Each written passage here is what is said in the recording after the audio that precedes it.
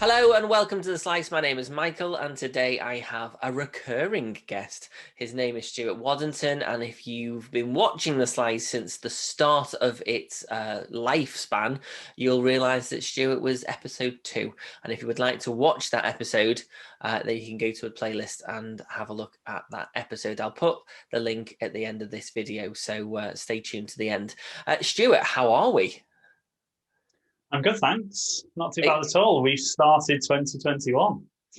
We have. And has 2021 bared any fruit from your hard work from last year yet? Yes. Good. This is a short answer. Good stuff. There's especially video linked, talking about consistency linked regards to some of the stuff you say about consistency of content and posting. But yeah, it's going okay so far.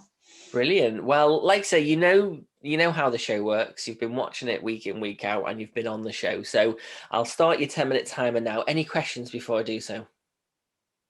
No, go for it. Right, your timer has started. So first of all, Stu, some people probably will know who you are and what you do, but tell us a little bit about you and what you've been doing since I last saw you. So, obviously, my name's Stuart Waddington. I'm a leadership and high performance coach. I've come to that in lots of different paths and directions from my military experience. I did 12 years in the military. I'm now 3 years post RAF, and I've arrived at this point now. And I was thinking about this morning actually, and it's very relevant to what you do and what you help people with. Is that if I'd have told myself when I left the military that I was going to be a blogger, a vlogger, and a podcast host, I wouldn't have believed you. And that sort of journey arriving where I am now has been a whirlwind. But I was only joking with somebody last week about the skill set I now have with turning around content and editing. And some people, only yesterday I bumped into somebody virtually on Zoom, and I've not seen them for 12 months. And they said, "Hi Stu, love your videos."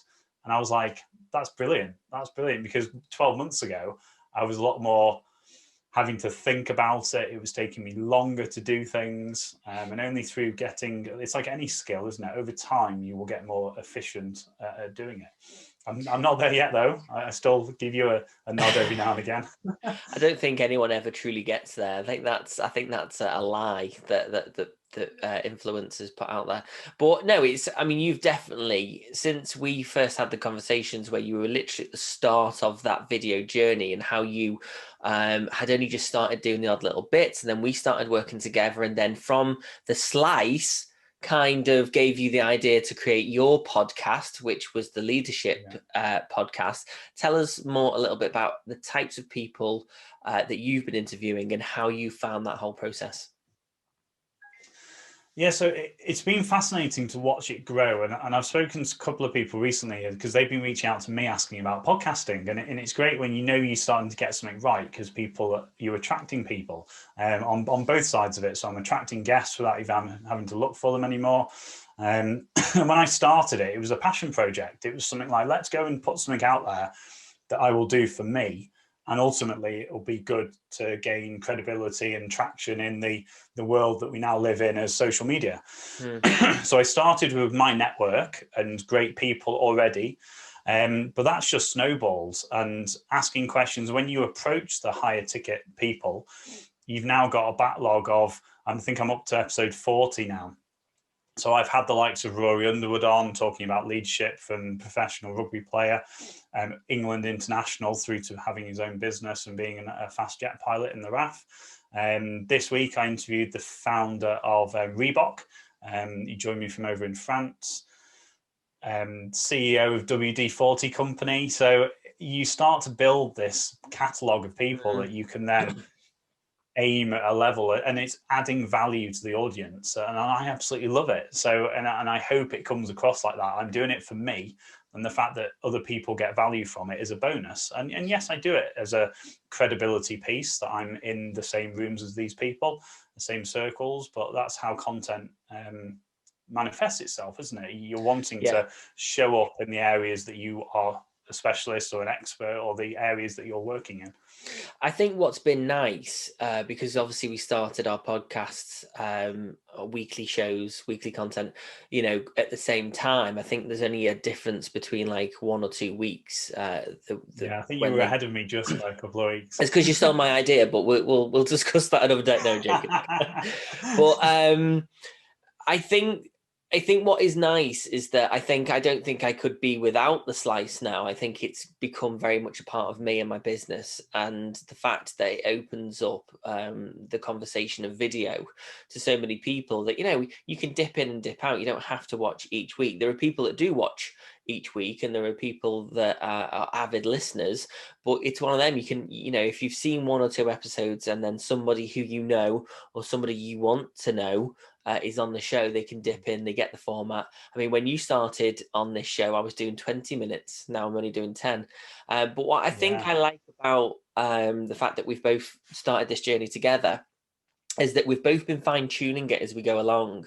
And it's only really in the last 10 episodes where I've started thinking, no, I've got to, although I enjoy interviewing business owners and finding out more about them, it needs to be specific towards video and talking about video and how. So for each episode, I have to make sure that the audience is getting some value and they're taking that on board and going, do you know what, I can do this myself. I really can do this video journey myself.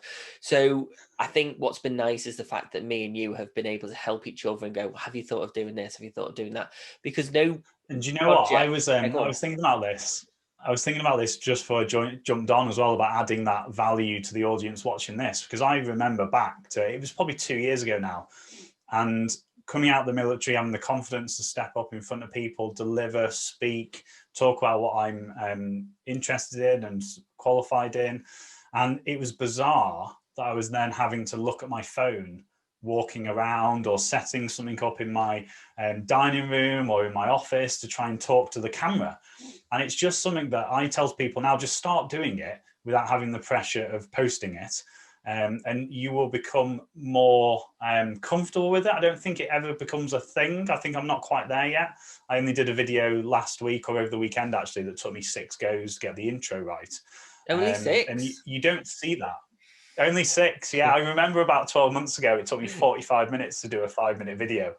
So I've been there, and it still happens now. And you talk about it as well, being a professional actor, and you still get that, oh, I didn't say that right. And the thing is, we only see the bits that we choose. Yeah. So I'm quite pleased that it's an uncut conversation on the podcast. I don't think also, I'm going to jinx myself. Go on, Simon. I was just going to say, we've got to get past this whole perfect, this idea of perfect, this content that has to be perfect. I have worries each week that my lighting is slightly different. I've got the blinds up today because I didn't want to be in darkness, but how will that affect last week's episode? Loads of silly things like that go through my mind that the audience is not really bothered about. They're not that bothered about it. Well, it's a bit like the vlog that I'm now doing each week to complement the podcast that goes out on Monday, and the leadership podcast goes out on Wednesday. They're sort of 5 minutes-ish. So it's very frustrating if you get something wrong with your words. You're like, oh, I've got to start again. But this year, I've just gone past that. It's almost better doing lives because you can't go back again. So I've got that mentality when I record now. I just go, I'm going to talk. The last vlog that came out last week, I think I waffled a little bit, but that's just my perception. That's my perfectionist head on. I've had some great feedback from the story that I told on the vlog. So you've got to get past that. And when you start as well, this is a thing. You think there's going to be hundreds of people watching. There isn't. There isn't. And that's why a lot of podcasts there's 5, stop, including You yourself. don't get the traction straight away. I'm up to 40, and I'm still sort of pushing and driving now, getting an audience to watch, and it's challenging, but it's consistency. So the quick question for you then, because obviously 10 minutes does go quite quick. How has video changed your life, your business, the way in which you interact with your audience? Well, it's just I couldn't do without it. honestly could not do without it. I'm dyslexic like you, so long form content, writing, blogs is a no-go. Well, I say no-go, that's a bit negative for me to say that. But it's challenging and it takes me longer. Video, I'm comfortable with video, obviously getting the skill of doing it. People get to know you more, you build the relationships. Only this year, I'm now starting to get people message me about the videos and the fact they think they know me already, which is a great compliment, the fact of how I come across. And people have said that I can tell you love what you do or you're passionate about your subject. So that's, you can't buy that. And I'm really having that balancing act between selling myself, like hard sell, but I'm actually now going down the line of, well, if people want to work with me, they'll work with me and they'll come to me because I'm going to be consistent on my content, add great value, bring amazing guests, and show people what I can do if they want to have that conversation. Yeah, and you have actually blossomed in. For a better word for it, but you definitely have come a long way, and I think your overall confidence, just in general, it's kind of filtered through into every aspect of what you do, and especially with leadership, having that confidence is a key thing. And there's your timer. There you are. You're done. Awesome. I look down. Go on. We always speak for at least more than 10 minutes, don't we? So this is challenging for us. It was challenging. Yeah, even 20 minutes is hard. But no, I definitely think I think you've come a long way. And I think you've definitely, as a person, you've flourished and you've taken a pandemic and you've gone, right, how can I now address this audience that I have and how can I best use my time?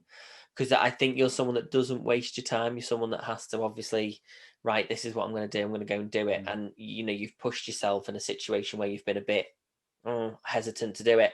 But that's it. That's your timer. That's you done. So how did you find Thanks your for second? having me back on. No, my pleasure. How did you find your second slice? No, it was really good. And when you mentioned about coming on, I'm really now passionate about helping others because I know you've helped me a lot. It's about the people you surround yourself with and the circles that you network in or communicate in, and the tools and the resources we have nowadays are amazing if you go out there and speak to people and go and look at it.